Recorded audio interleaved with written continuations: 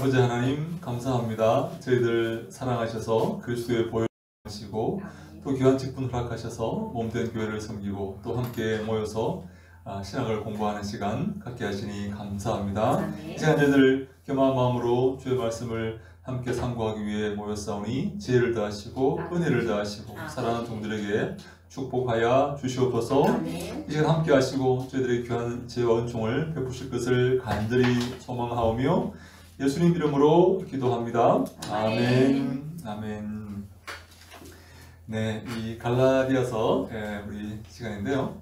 이 갈라디아서는 우리가 다 잘 아시다시피 바울이 가장 첫 번째 기록한 서신입니다. 바울이 가장 첫 번째 기록한 서신인데요. 그 속에 바울의 첨예한 가장 초기에 그 바울의 마인드가 그 속에 포함되어 있습니다. 율법과 싸우는 가장 그 율법과 첨예한 대결을 벌이는 율법주의자들, 율법으로 구원을 받고자 하는 이 율법주의자들과 다투는 그런 첨예한 내용들이 이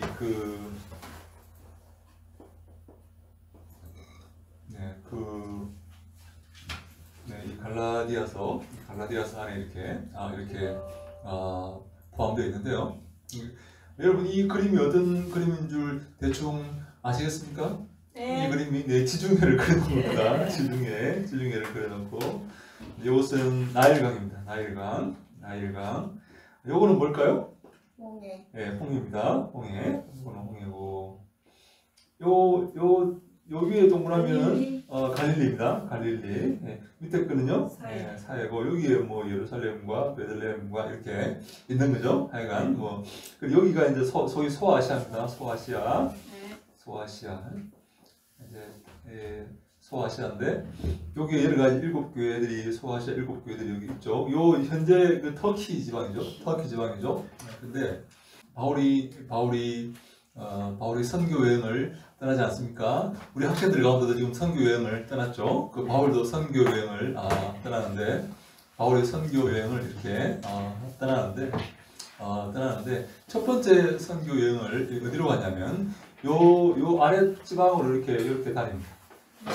여기서 안디옥에서 요 아래 지방으로 이렇게 선교 여행을 이렇게 다니는데 요 아랫지방이 갈라디아 지방이다. 그렇게 봐서 첫 번째 선교 여행 때 갈라디아 지방으로 다녔다. 그래서 교회를 세웠다. 라고 주장하는 주장이 남갈라디아설입니다. 남갈라디아설. 크게 갈라디아서가 언제 기록되었는가를 이렇게 논의하는 두 가지 주장인데요. 첫 번째는 남갈라디아설, 두 번째는 북갈라디아설. 그래서 바울이 첫 번째 선교 여행 때에 이 아래 지방을 다녔는데 요 지방이 갈라디아다. 그래서 이렇게 다니고 난 다음에 안디옥으로 돌아와서 갈라디아 교회에 자기가 전도하여서 세운 그 갈라디아 교회에 잘못된 율법주의자들이 침투하여서 지금 교회가 어지럽혀져 있다. 교회가 어려움에 쌓여 있다 해서 여기서 보낸 그 편지가 갈라디아서이다 라고 보는 것이 남갈라디아서인데요. 제가 바로 남갈라디아서를 이렇게 주장하고 따르고 있습니다. 제가 남갈라디아서를 따르고 있으면 여러분은 남갈라디아서를 따라야 되겠습니까? 북갈라디아서를 따라야 되겠습니까? 남갈라디아서. 그래 당연하죠. 여러분 당연하죠. 남갈라디아서를 따라야 되는데 북갈라디아서는 뭔가 하면 이쪽이 북쪽에 갈라디아 3차 선교 여행 때 바울이 다닌 그 지방 북쪽 지방을 다녔는데 이곳이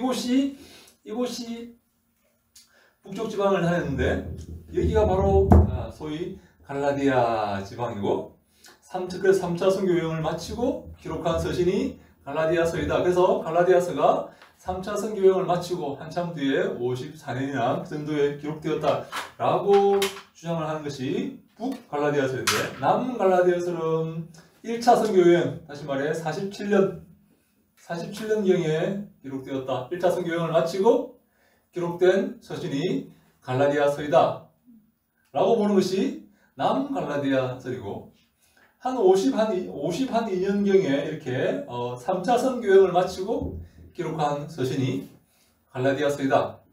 북갈라디아서를 주장하는 그런 사람들이 주장하는 그 주장이 바로 북갈라디아서인데요. 저는 남갈라디아서를 주장해서, 따라서 갈라디아서가 바울의 서신 가운데 가장 먼저 기록된 서신이다 라고 주장을 하는 것입니다. 근데요, 여러분, 우리가 그 갈라디아서를 보면 아주 율법과의 그 첨예한 이 다툼과 이 싸움을 기록하고 있죠. 그래서 갈라디아서는요, 작은 로마서이다 라고 말할 만큼 율법과 아주 그 첨예한 그런 다툼을 이렇게 다툼을 일으키고 있는데, 그래서 바울이 그 갈라디아서를 보면서 바울이 맨 처음에 회심한 후에, 그 다메섹에서 예수를 만나고 회심한 후에 맨 처음 가졌던 복음과 율법의 그 정신, 가장 먼저 가졌던 그 복음에 대한 입장, 가장 먼저 어떤 마음을 갖고 있었느냐 하는 것을 이 갈라디아서를 통해서 우리가 잘 알 수가 있는 것입니다. 여러분, 혹시 궁금하지 않습니까? 바울이 30년경에 바울이 예수님과 나이가 비슷해요. 예수님은 나이가 동시대 사람입니다. 나이가 비슷합니다. 그래서 바울이 갈라디아서를 이렇게 기록할 당시 한 47세가 된 게 아니냐, 그렇게 우리가 보거든요. 이 정도의 바울이 갈라디아서를 기록하면서 가장 첫 번째 서신이라고 봅니다. 갈라디아서 가장 첫 번째 서신이라고 보는데, 가장 첫 번째 서신을 기록할 때 바울이 어떤 심정을 가지고 있었는가 하는 것이죠. 그 다음에 52년경에 고린도 전후서를 이렇게 기록하고, 그다음에 로마서를 이렇게 기록하고, 또 이렇게 나중에 옥중에 갇혀서 옥중 서신을 기록하고, 풀려나서 디모데전후서를 기록하고, 이렇게 바울 서신을 이렇게 기록하는데, 가장 첫 번째 바울이 어떤 생각을 갖고 있었는가, 이런 것들을 우리가 한번 생각해 보는 것이죠. 갈라디아서, 그래서 첨예한 율법과의 이 전쟁, 율법과의 이 싸움을 이 갈라디아서가 기록하고 있다. 근데 우리 지난 시간에 했던 것 우리가 한번 생각해 보면, 바울은 율법을 어떻게 표현하냐면 초등교사라고 이렇게 표현을 합니다. 파이다고고스에서 초등교사는 뭐 하는 사람인가? 초등교사는 그 아이를 이 학교까지 데려다 주는 그런 역할을 초등교사가 데려다 주는 그런 역할을 이렇게 하였다. 그렇게 보는 것입니다. 여러분도 혹시 그렇게 이렇게 생각을 한 적이 있습니까? 예수 그리스도를 처음 만나고 복음을 처음 전해 듣고 은혜를 처음 받았을 때 그 감격과 그 예민함과 그 열정과 그런 게 여러분 혹시 기억나십니까? 맨 처음 예수 그리스도를 만났을 때 그 감격을 벌써 잊어버리신 분은 아니죠? 네. 언제더라 이렇게 생각하지 말고 언제 내가 예수님 만났지 뭐 이렇게 하지만, 그때 그 밤에 잠이 안 오는 거야. 눈만 뜨면 예수님의 그 심정이 생각이 나고, 찬송만 부르면 눈물이 나고 하는 그런 온 나무가 이렇게, 온 새가 이렇게 온 햇빛이 이렇게 반짝이면서 새로운 세계가 열린 것이죠. 그런데 저는 바울의 이 서신을 보면서 그 첨예한 율법과의 다툼을 보면서 복음의 그 진실함을 지키려고 하는 그 바울의 열정을 볼 수 있게 되었습니다. 저는 우리가 첫 번째 맨 처음 예수님을 만났을 때 그 열정을 우리가 기억하고 있다, 그렇게 보는 거죠. 근데 바울은 그런 열정을 이렇게 이 율법과의 다툼을 통해서 보여주는데, 바울이 율법을 어떻게 표현하냐면 이 율법은 초등교사다. 이렇게 표현하지 않습니까? 초등교사인데 어떤 초등교사이냐면 학교까지 그 아이를 그 후견인 학교까지 그 상속자 아이죠. 상속자가 이제 어린 아이인데 그 상속자를 학교까지 데려다 주는 그런 역할을 하고 있다. 그렇게 율법이 그런 역할을 하고 있다는 거죠. 다시 말해 이 학교는 예수 그리스도죠. 학교는 예수 그리스도. 이 학교에까지 그 아이를 데리고 오는 어떤 의미에서 아이를 학교까지 데리고 하냐면 바울은 율법이 모든 자들을 다 죄 가운데 가두었다 그렇게 표현합니다. 모든 사람을 다 죄인으로 정죄한 것입니다. 다 정죄한 율법으로. 여러분 율법은 총 몇 가지가 있다고 이렇게 얘기하죠? 율법은 613개. 아, 여러분 똑똑합니다. 우리 참 613개. 여기서 그 하라는 율법이 248개고 하지 말라는 360. 하지 말라는 게 365개입니다. 근데 248개는 어디에서 나온 그 숫자인가 하면 사람의 뼈가 248개라고 이렇게 이야기를 해요. 그리고 365는 1년의 그 날수를 의미하죠. 이게 365일인데 그래서 이걸 뭘 말하냐면 사람의 그 뼈의 개수와 사람의 그 1년 동안 살아가는 그 날수를 합한 것인데 이건 뭘 의미하냐면 사람의 전 생애를 의미한다 그렇게 보는 것이죠. 사람의 전 생애를 의미하는데 그래서 이 율법을 이렇게 정해놨는데 율법을 이렇게 정해놨는데 이 율법을 바울에 따르면 율법의 그 요구를 다 지킬 수가 있느냐? 바울은 지킬 수가 없다고 말하는 겁니다. 왜냐하면 하나만 어겨도 율법을 다 어긴 것이다. 그렇게 표현을 하는 것이죠. 그래서 율법을 다 지킬 수가 없다. 그런데 왜 하나님께서 율법을 주셨는가? 물론 그들이 주님의 말씀으로 잘 살도록 하기 위해서 율법을 주셨겠지만 바울은 어떻게 그것을 해석하냐면 모든 사람을 죄 가운데 가두기 위해서 율법을 주셨다. 그렇게 표현을 하는 겁니다. 모든 사람을 죄 가운데 다 가두기 위해서 우리 20페이지 한번 볼까요? 20페이지 그 한 밑에서 한 네 번째 패러그래. 제가 교환 20페이지 한번 보실까요? 20페이지.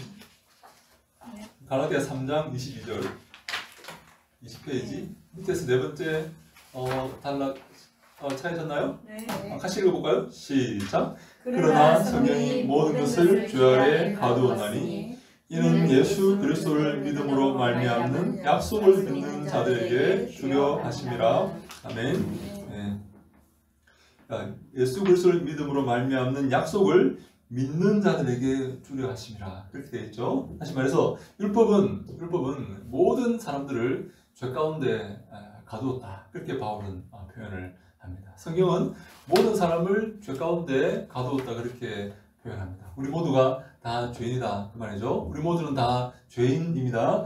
왜 우리 모두를 성경은 정죄하고 우리 모두를 죄 가운데 가두었나 하면 예수 그리스도를 바라보게 하기 위해서 그렇게 했다는 것입니다. 예수 그리스도를 통해 구원받게 하기 위해서 우리 모든 사람을 다 죄인으로 정죄하는 것입니다. 그래서 저도 죄인이고 우리 모두가 다 죄인이었는데 예수 그리스도를 믿는 믿음으로 구원받게 되었다. 그것을 성경이 말하고 있다라고 바울이 그렇게 주장을 해요. 율법을 주신 것은 모든 인류를 다 죄 가운데 정죄하기 위해서 주신 것이다. 그렇게 말합니다. 율법이 선한 것도 있고 좋은 면도 있지만 모든 사람을 다 죄인으로 정죄하기 위해서 주셨다. 누구를 바라보게 하기 위해서요? 예수 그리스도를 바라보게 하기 위해서 이 모든 사람을 다 죄 가운데 가두었다라고 바울이 이렇게 표현을 합니다. 바울은 그렇게 율법을 표현해서 율법이 초등교사로서 예수 그리스도께 상속자 그 자식들을 학교로 인도하기 위해서 율법이 존재한다. 예수께 나오게 하기 위해서 예수를 바라보게 하기 위해서 율법이 존재했다. 그렇게 바울은 설명을 하고 있는 거죠. 그래서 그런데 여러분 예수께 나왔어요. 이 상속자 아이가 어린 아이가 이 초등교사의 손에 이끌려서 예수께 나왔습니다. 예수께 나왔어요.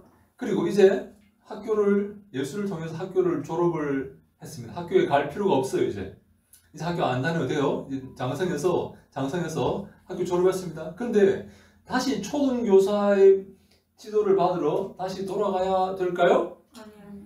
갈 필요 없겠죠. 그죠? 왜? 초등교사는 학교에까지 인도하는 데만 필요한 존재이기 때문에 학교를 졸업했다면 장성했습니다. 이제 20살이 넘어 성인이 되었어요. 예수 그리스도를 만났어요. 이제 온전히 상속자로서의 아버지의 재산을 상속할 상속자로서의 그런 자격을 갖추었습니다. 그런데 다시 율법으로 초등교사의 밑으로 지도를 받으러 다시 갈 필요가 있느냐? 다시 간다는 것은 말이 안 되는 것이다 라고 바울이 지금 주장을 하는 것입니다. 다시 말해, 우리는 율법을 통해서 정죄받고 예수 그리스도를 발견하게 되었습니다. 예수 그리스도를 만나게 되었어요. 왜? 우리 모두가 죄인이었기 때문에 이 죄를 극복하기 위해서 예수 그리스도를 만나게 되었죠. 그래서 바울은 율법이 존재한 이유는 우리 모두를 정죄하여서 예수 그리스도를 바라보게 하기 위해서 율법이 존재한 것이다. 그렇게 말해서 우리가 예수 그리스도를 율법을 통해서 예수 그리스도를 결국 바라보게 되었습니다. 예수 그리스도를 믿는 믿음으로 율법으로 구원받는 게 아니라 율법으로는 모든 것이 다 정죄되었지만 다 죄인으로 이렇게 인정되었지만 예수 안에서 우리가 구원받게 되었습니다. 그런데 예수 안에 구원받은 우리가 다시 율법으로 돌아간다? 다시 그 옛날에 그 초등교사로 다시 돌아간다? 이것은 바울에 의하면 말이 안 되는 것이다 라고 말하고 있는 것이죠. 네? 그래서 바울은 갈라디아 교회 교인들이 다시금 예수 그리스도를 만나서 하나님의 자녀가 되었고 이제 주님의 마음을 알게 되었고 상속자가 되었고 주님과 교제하는 친구가 되었고 주님과 함께하는 동역자가 되었는데 주님의 사역을 감당하는 그런 사역자가 되었는데 어떻게 다시 율법으로 다시 돌아갈 수가 있느냐라고 바울이 주장을 하는 것입니다. 그래서 율법으로 다시 돌아가서는 안 된다 그렇게 말하는 것이죠. 그래서 갈라디아 3장 23절로 25절 말씀 밑에서 두 번째 패러그래프죠. 20페이지 갈라디아 3장 23절부터 25절 같이 읽습니다. 시작. 믿음이 오기 전에 우리는 율법 아래 매인 바 되고 계시될 믿음의 때까지 갇혔느니라. 이같이 율법이 우리를 그리스도께로 인도하는 초등교사가 되어 우리로 하여금 믿음으로 말미암아 의롭다함을 얻게 하려 함이라. 믿음이 온 후로는 우리가 초등교사 아래에 있지 아니하도다. 아멘. 믿음이 온 이후로 예수 그리스도를 만난 이후로 더 이상 초등교사 아래에 있을 수가 없다. 율법 아래에 있을 수가 없다는 것입니다. 율법을 지켜서 구원받는 그런 행위 아래에 있을 수 없다는 것이죠. 우리는 믿음으로 구원받게 된 하나님의 자녀가 되는 것이다 라고 바울은 율법과 믿음, 율법과 예수 그리스도의 이 구도를 그렇게 설명을 하고 있는 것입니다. 자, 다시 한번 설명드리면 바울은 율법을 어떻게 규정하느냐? 율법은 예수 그리스도께 우리를 인도하는 초등교사이다. 우리가 죄인임을 고백하게 하고 내가 죄인이라는 것을 인정하게 하여서 예수 그리스도를 바라보게 하기 위한 그러한 한계를 갖고 있는 그러한 기능을 율법은 가지고 있다. 그래서 예수 그리스도를 바라보았다면, 예수 그리스도로 구원받았다면, 이제 하나님의 자녀가 되어서 하나님과 함께 거한다면 다시 초등교사에게로 가서는 안 된다는 것입니다. 다시 갈 필요가 없다는 거예요. 율법으로 돌아갈 필요가 없다는 거예요. 이제 예수 그리스도와 함께하고 예수 그리스도와 이렇게 함께 길을 걷는 그런 사람이 되었다. 그렇게 말씀을 하는 것이죠. 그래서 20페이지 맨 밑에 패러그래프 여기에서 초등교사 아래라는 표현은 율법이 더 이상 존재하지 않는다는 의미라기보다는 우리가 더 이상 율법 즉 감시자의 세력 아래에 놓여있지 않다는 것을 말한다. 죄가 너희를 주장하지 못하리니 이는 너희가 법 아래에 있지 아니하고 은혜 아래에 있음이라 라고 로마서 6장에 그 말씀을 인용합니다. 우리는 더 이상 법 아래에 있지 않습니다. 감시자와 그런 우리를 옥죄고 감시하고 누르고 하는 그런 존재 아래 있지 않습니다. 우리는 어디에 누구 아래 있다고요? 은혜 아래 있다. 예수 그리스도 안에 있다. 우리 이제 자유자가 되었다. 이제 온전한 상속자가 되었다. 이제 더 이상 감시와 그런 우리를 그렇게 누르는 그런 세력 아래에 있지 않다는 것을 지금 바울은 말합니다. 그래서 그리스도는 모든 믿는 자에게 율법의 마침이 되신다. 그래서 바울은 갈라디아 성도들을 향해서 그들을 하나님의 아들로 선포하고 있는 것입니다. 여러분 이해되십니까? 우리가 율법 아래의 종, 율법의 감시를 받고 율법의 그 억눌림 아래에서 허덕이는 그 종이 아니라 하나님의 자녀가 되었다. 하나님의 아들이라는 표현은 자녀라는 의미입니다. 나는 딸인데 그렇게 말하지 마시고 그런 사람이 있어요. 왜 하나님 아버지라고 그래? 하나님 엄마라고 하면 안 되냐고 뭐 그런 사람이 있어요. 네? 아버지라는 그 의미는 그 성을 이렇게 의미하는 게 아니고 우리를 보호하시고 우리를 다스리시고 우리를 도우시는 그 주님을 의미하는 의미에서 아버지라고 이렇게 아들이란 말도 나는 딸인데 왜 아들이라고만 하지? 나 딸이라고 하면 안 돼. 그게 아니라 아들이라는 것은 상속자, 그 하나님의 기업을 이어받는 상속자, 하나님의 보호하심을 입고 하나님의 자녀라는 그런 개념에서 아들이라고 표현을 하는 것입니다. 그래서 우리 갈라디아 3장 26절 보니까 우리 같이 읽습니다. 21페이지 위에서 두 번째 시작. 너희가 다 믿음으로 말미암아 그리스도 예수 안에서 하나님의 아들이 되었으니. 우리가 이제 율법을 지켜서 율법 아래에서 허덕이면서 종로를 타면서 살아가는 게 아니라 믿음으로 하나님 은혜로 하나님의 아들이 되었다라고 이렇게 바울은 선언하고 있습니다. 그래서 여러분들은 이제 율법을 지켜서 거기에 감시를 받고 컨트롤 당하고 통제를 이렇게 당하고 가스라이팅 이렇게 당하고 그래서 살아가는 자들이 아니라 믿음으로 은혜로 선물로 하나님의 자녀가 된 그런 사람들이다. 이렇게 바울은 선언하고 또한 바울은 그리스도로 옷 입었다는 표현을 통해서 그리스도의 새 사람이 되었다라고 선언하고 있습니다. 그리스도로 옷 입은 것입니다. 우리는 죄인이지만 우리는 참 정말 이렇게 흠이 많지만 우리는 더러운 자이지만 그리스도로 옷을 이렇게 입었다는 거예요. 그리스도의 옷을 입었다는 것입니다. 예복을 입었다는 것이죠.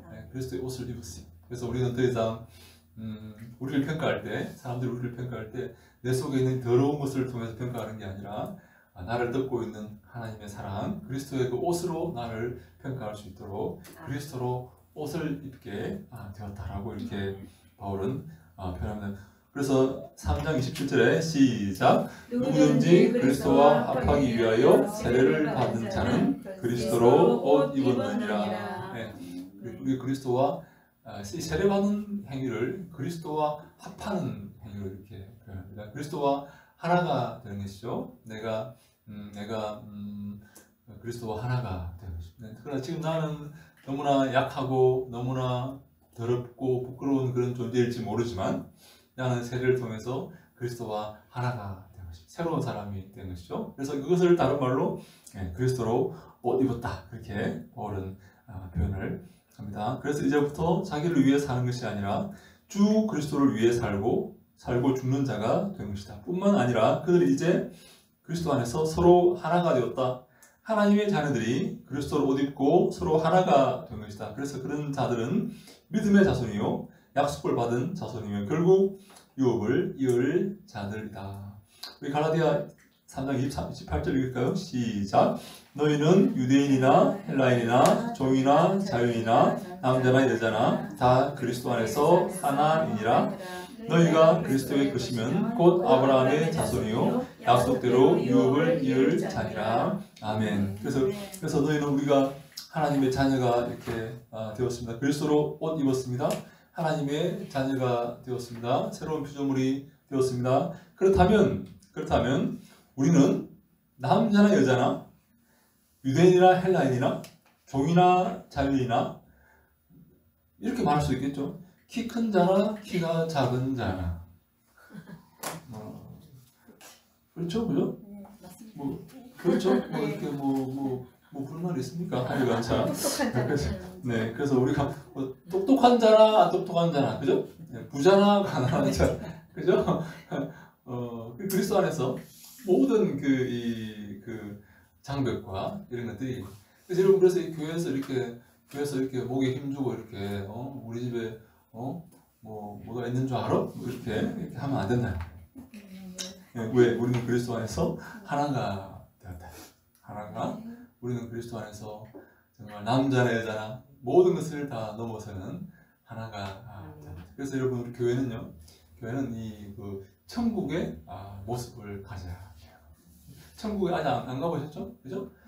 천국의 어떤 모습이냐면 이 교회의 모습이 이 교회가 천국을 이렇게 우리가 보여줘야 되는 것이 교회 안에서 교회 천국을 그래서 교회는 서로 가난한 자나 부유한 자나 키가 큰 자나 작은 자나 뭐 어떤 조건 때문에 나누는 게 아니라 하나님의 사랑으로 하나가 되는 그런 공동체이다.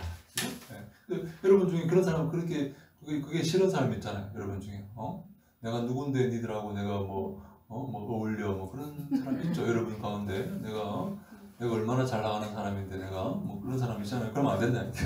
교회는 그러면 안 됩니다. 네, 교회는 주님 안에서 서로 하나가 되고 서로 이렇게 모든 것을 함께 이렇게 공유하는 그래서 그런 사람이 되어야 된다. 그래서 우리 그 밑에 보면 헬라법에 따르면 아버지는 자기가 죽을 때를 대비해서 미성숙한 아들을 위해 일정 기간 동안 후견인을 둔다. 그래서 이 아들이 상속자임에도 불구하고 후견인의 영향력 아래에 있는 동안에는 마치 노예와도 같아 아들은 그 유산을 마음대로 할 수 없으며 단지 후견인의 뜻을 따라야 했다. 이 후견인이 성경에 가면 바울에 가면 누구라고요? 율법이다. 율법이다. 네, 그래서 갈라디아 4장 1절 2절 말씀 함께 읽어봅시다. 시작. 내가 또 말하노니 유업을 이을 자가 모든 것의 주인이나 어렸을 동안에는 종과 다름이 없어서 그 아버지가 정한 때까지 후견인과 청지기 아래에 있나니. 이 상속자가 이 유업을 이을 자가 어릴 동안에는 후견인과 청지기 아래에 있다는, 후견인과 청지기의 통제를 받고 있다는 것이죠. 그 후견인과 청지기가 바울에 가면 무엇입니까? 율법이다. 그런데 장성한 후에는요, 더 이상 후견인과 청지기 그 종들 아래에 있지 않게 되겠죠. 네. 장성한 후에는 이제 아버지와 방불한 그런 존재가 되어서 상속자가 되어서 아버지와 모든 것을 상의하고 아버지와 함께 움직이는 그런 자가 되어서 더 이상 후견인과 청지기와 초등교사의 지배 아래에 있지 않고 있을 수도 없다는 것입니다. 그래서 우리가 예수 그리스도를 만나서 하나님의 자녀가 되었다면 다시 율법 아래에, 청지기 아래에, 초등교사 아래에 들어갈 수가 있을까요? 없을까요? 없습니다. 없다는 겁니다. 그래서 우리는 더 이상 율법으로 돌아가서는 안 된다. 더 이상 율법으로 이렇게 그 율법의 통치 아래에, 그 압제 아래에 돌아가서는 안 된다라고 이렇게 바울이 이렇게 말을 하고 있는 것입니다. 그래서 바로 이 후견인이 율법이라는 말이다. 그러나 이제 성장한 상속자는 더 이상 후견인과 청지기 아래에 있지 않다. 이제 그 집의 아들로서의 권한을 행사하고 권리를 누리게 되는 것이다. 그래서 갈라디아 4장 3절 5절 말씀 같이 읽습니다. 시작. 이와 같이 우리도 어렸을 때에 이 세상의 초등학문 아래에 있어서 좋은 노릇 하였더니 때가 참에 하나님이 그 아들을 보내사 여자에게서 나게 하시고 율법 아래에 나게 하신 것은 율법 아래에 있는 자들을 속량하시고 우리로 아들의 명분을 얻게 하려 하십니다. 아멘.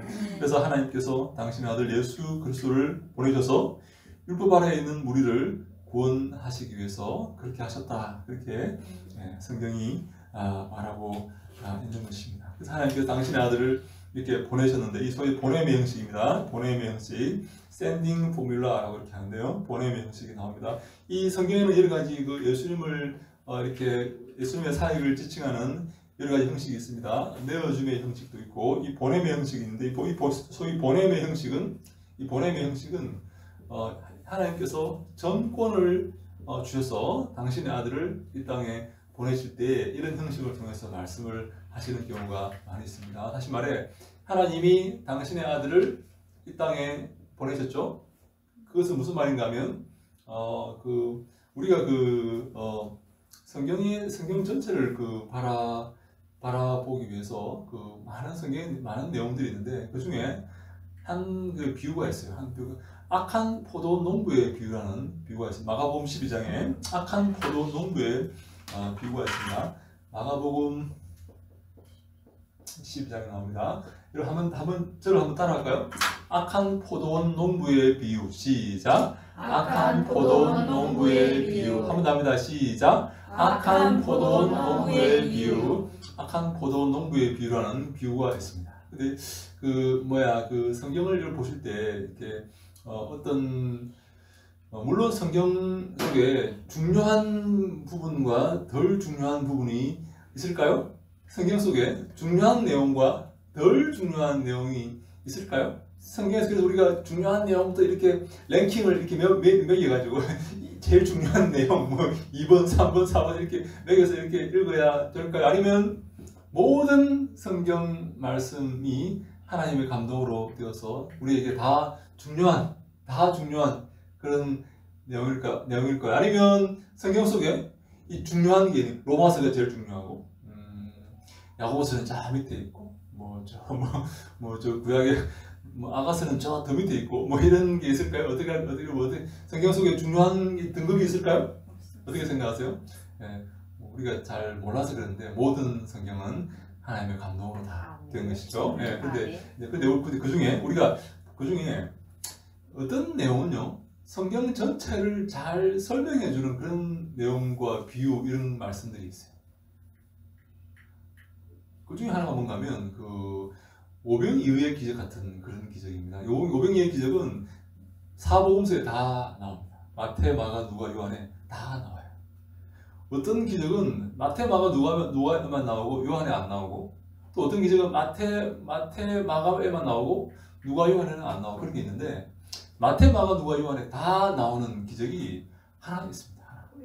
오병이어의 기적은 다시 말해 마태, 마가, 누가, 요한이 전부 다 이거 중요해서 반드시 기록해야 된다라고 생각을 했던 거예요. 공의, 내 사람이 다.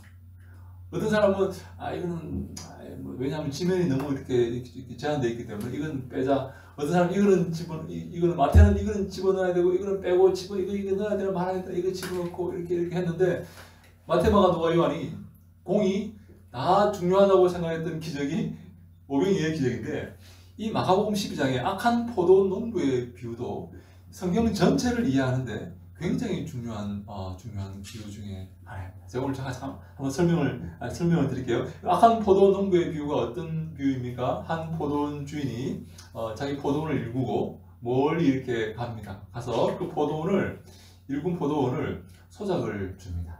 그래서 이렇게 사람들을 불러다가 우리 포도원에서 일을 하고 소출이 나오면 몇 대 몇으로 이렇게 나누자 그렇게 소작을 하는 거죠. 그럼 지금 제가 무슨 말 하는지 이해되십니까? 그죠? 이해되시면 고개를 갖다 이렇게 해주세요. 자, 어떤 사람이 포도원을 이렇게 땅을 이렇게 사서 이렇게 일구고 난 다음에 멀리 가는 거죠. 그래서 당신들이 와서 좀 이렇게 일을 하고 소출이 나올 거 아닙니까? 가을에 그죠? 그러면 그걸 이제 적당한 이렇게 계약을 내서 나누는 거죠. 나누는 건데 그렇게 많이 했는데 이제 그 포도원 주인이 이제 때가 되어서 약속한 그 소출을 받으려고 종들을 이렇게 보낸 거죠. 계약한 대로 얼마를 이렇게 받으러 왔다. 그럼 여러분 그 약속한 대로 소출을 이렇게 나눠서 내어 주어야 됩니까? 계약은 이렇게 잘 모르겠고 줄 수 없다 그렇게 해야 됩니까? 나눠줘야 되겠죠. 네. 어떻게 이렇게 잘 나눠줘야 됩니다. 나눠줘. 근데 이 나쁜 이 소작농들이 나쁜 이 농사꾼들이 안 주는 거예요. 안 줄 뿐 아니라 그 돈 받으러 온 돈이란다 그 소출을 받으러 온 그 종들을 때려서 이렇게 보내고 심지어 죽이기도 하고 이렇게 하는 거예요. 그런데 주인이 약속한 걸 안 주니까 더 높은 이제 관리들을 보내는 거죠. 너무 밑에 애들을 보내서 이 분을 무시한다고 이렇게 생각했나 봐. 더 높은 이렇게 보내도 그 관리들을 그 사람 일꾼들을 죽이고 이렇게 안 주는 거예요. 그 주인이 마지막에 누구를 보냅니까? 아들을 이렇게 야 이제 내 상속자라는 거예요. 나의 대리인으로 보내는 거예요. 아들은 내 대신으로 보내는 거예요. 그러니까 아들을 보면 얘들이 이 사람들이 존중하겠다 싶어가지고 내 마음을 알겠다 싶어가지고 아들을 이렇게 보내는데 그래서 그 아들이 오는 걸 보면서 그 포도원의 소장님들이 뭐라고 이렇게 말합니까? 야 상속자가 온다. 쟤를 죽이면 이 포도원이 우리의 차지가 될 것이다. 그렇게 말하면서 아들을 죽인다는 거예요. 근데 주인이 이거 보낸 그 종들은 누구를 상징할까요? 주인이 이렇게 약속한 것들을 이렇게 받으려고 보낸 그 종들은 누구를 상징하죠? 구약의 선지 예언자들을 상징하는 거예요. 하나님께서 종들을 이렇게 보내시는 거예요. 똑바로 하라. 응? 약속한 것을 지켜라. 에? 내가 창조주이다. 응? 마땅한 경배를 내게 돌려야지. 에? 내가 창조 이 모든 게 다 내 건데 내가 소작을 준 건데 에? 마땅히 나한테 11조를 바치고 경배를 나의 권리이다 이렇게 하면서 이제 종들을 보내서 이렇게 선포하게 한 거죠. 근데 종들을 다 죽인 거예요. 이 악한 죄인들이 그 예언자들을 죽이고 바른 말하는 자들을 죽이고 그래서 예언자들은요 필히 이 땅에서 고난받게 되어 있습니다. 하나님 말씀을 전하면 고난받게 되어 있습니다. 그래서 을을 위해서 박해를 받은 자가 나를 인하여서 나 때문에 너희를 욕하고 모든 거짓으로 너희를 핍박하고 박해할 때 기뻐하고 즐거워하라. 이전에 모든 선지자들이 그 꼴을 당했다는 거예요. 이전에 모든 너희들의 선배들이 그렇게 당했다는 거예요. 그래서 여러분들이 복음을 전하고 예수를 전할 때 나를 핍박하고 박해한다면 기뻐하고 즐거워하라. 너가 바로 그 길을 걷고 있다. 그게 바로 정통이야 정통. 사이비가 아니고 바른 예언자의 길을 걷고 있는 것이다. 내가 이렇게 사역했는데 아무도 너를 욕하지 않고 신경 안 쓰면 안 되는 거예요. 내가 사역을 하고 말씀을 전하고 하나님의 말씀을 전할 때에 너희를 욕하고 거짓으로 너희를 거슬러 모든 악한 말을 할 때는 기뻐하고 즐거워하라. 그 길이 바로 너희들의 믿음의 선배들이 걸었던 길이다 라고 예수님께서 마태복음 5장에서 10절 이하에서 말씀을 하시는 거예요. 그래서 지금 이 악한 포도 농부의 비유, 소위 악한 포도 농부의 비유가 그것을 잘 설명해 주는 거예요. 구약의 예언자들을 이렇게 주인이 보냈습니다. 그들을 죽이고 박해하고 쫓아보내고 죽였습니다. 하나님께서 마지막에 당신의 아들을 보내십니다. 근데 그 아들도 십자가에 달아서 죽여버렸습니다. 하나님이 이제 어떻게 하겠습니까? 하나님이 이제 어떻게 할까요? 가만두겠습니까? 악한 죄인들을 가만두겠습니까? 심판하시게 된다 하는 것을 이제 이 악한 포도 농부의 비유에서 설명하고 있는 것이죠. 그래서 이 하나님은 당신의 아들을 마지막에 당신의 아들, 근데 이분이 한 가지 기억을, 이 당신의 아들을요, 이 아들을 보냈죠. 이제 아들을 보냈습니다. BC 2000년 전에 아들을 보냈는데 이 아들이라는 개념은 그래서 아들이라는 개념은 이 상속자의 개념이 있고 두 번째는 이 종말의 개념이죠. 종말. 아들을 보냈습니까? 종말이 시작된 것입니다. 이제 종말이 시작됩니다. 이제 이 아들 앞에서 운명이 결정됩니다. 더 이상의 다른 기회는 없습니다. 왜? 아들이 그 주인과 같은 급의 고난을 가지기 때문에 아들이 왔습니다. 아들이 와서 이 말은 무슨 말인가 하면 이제 더 이상의 다른 기회는 더 이상이 없다. 이 아들로서 끝입니다. 아들 앞에서 결정을 해야 됩니다. 다른 기회가 주어지지 않습니다. 왜? 아들보다 더 높은 사람이 없어요. 아들은 하나님과 동급이에요. 동급. 네? 아들은 성자 하나님이에요. 동급입니다. 더 이상의 기회가 없다는 의미에서 종말이라는 의미를 갖고 있어요.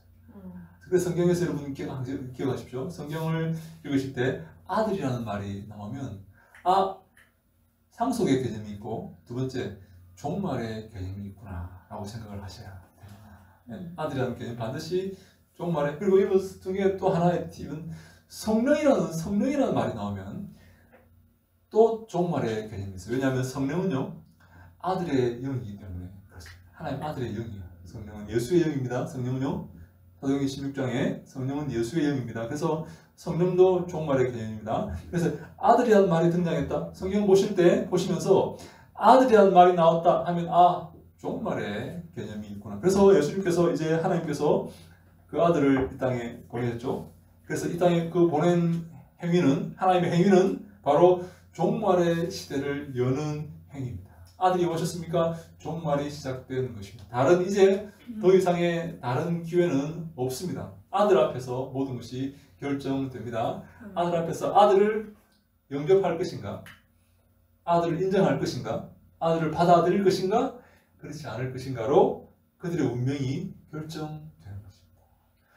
이번에 실패해도 뭐 다른 종들 이렇게 죽인 것처럼 이번에 실패해도 또 다른 뭐 기회가 있을까요? 없습니다. 아들 앞에서 그들의 운명이 결정되는 것입니다. 그래서 이 아들을 보내신 하나님의 사랑과 그 뜻이 성경에 잘 나타나 있는 것이죠. 22페이지 맨 위에 패러그래프 우리 한번 같이 한번 읽어볼까요? 22페이지 맨 위에 패러그래프입니다. 그래서부터 다시 한번 읽어보세요. 시작. 그래서 하나님의 보내심으로 말미암은 예수 그리스도의 오심으로 하나님의 아들이 된 자들은 아들의 영으로 말미암아 하나님을 아빠 아버지로 부르게 된다. 그리고 상속자로서의 유업을 받게 된다. 그러나 이렇게 성장하기 전까지는 하나님이 아닌 자들, 후견인 청지에게 종노릇하여야 한다. 그러나 하나님의 자녀가 된 후에는 하나님을 알고 하나님께 아신 바 되었다. 그러므로 하나님의 자녀로 성장한 자들은 다시 그 후견인과 청지기라는 초등학문에게 돌아가서는 안 된다. 그들은 이제 하나님의 자녀이다. 아멘. 그래서 바울은 그렇게 설명합니다. 너희들은 갈라디아 교인들에게 너희들은 이제 예수 그리스도로 말미암아 하나님의 자녀가 되었다. 하나님의 자녀가 되었고 하나님의 상속자가 되었다. 그래서 이제 더 이상 율법으로 돌아가서는 된다 안 된다? 안 된다 하는 것을 지금 바울은 설명하고 있습니다. 그것은 우리도 마찬가지입니다. 다시 율법을 통해서 구원받고 율법의 통치 아래에서 종노릇하고 율법의 감시 아래에 살아가는 그러한 삶을 더 이상 살아서는 됩니까? 안 됩니까? 안 됩니다. 왜 목소리가 여러분 이렇게 작으십니까? 됩니까? 안 됩니까? 안 됩니다. 율법으로 돌아가서는 안 됩니다. 우리 마지막으로 갈라디아 4장 6절로 9절 말씀 한번 읽고 좀 쉬었다 합시다. 갈라디아 4장 6절로 9절 시작. 너희가 아들임으로 하나님이 그 아들의 영을 우리 마음 가운데 보내사 아빠 아버지라 부르게 하셨느니라. 그러므로 너희가 이후에는 종이 아니요 아들이니 아들이면 하나님으로 말미암아 유업을 받을 자니라. 그러나 너희가 그때는 하나님을 알지 못하여 본질상 하나님이 아닌 자들에게 종노릇하였더니 이제는 너희가 하나님을 알 뿐 아니라 더욱이 하나님이 아신 바 되었거늘 어찌하여 다시 약하고 천박한 초등학문으로 돌아가서 다시 그들에게 종노릇하려 하느냐. 어찌하여 다시 약하고 천박한 그 초등학문 율법으로 다시 돌아가려고 하느냐. 다시 돌아가서는 안 된다. 너희는 하나님의 자녀이다. 하나님의 자녀로서 그런 자긍심과 자존심과 그런 긍지를 가지고 살아야 한다. 다시 율법을 지켜서 구원받으려고 하는 잘못된 그 구원으로 돌아가서는 안 된다라고 바울이 외치고 있는 것입니다. 여러분 여기까지 이해되셨죠? 네. 혹시 뭐 질문 있습니까? 네, 질문은요. 네네. 갈라디아서가 사도 바울이 예수님을 믿고 초창기에 썼다 그랬잖아요. 네. 그럼 사도 바울 서신 중에 네.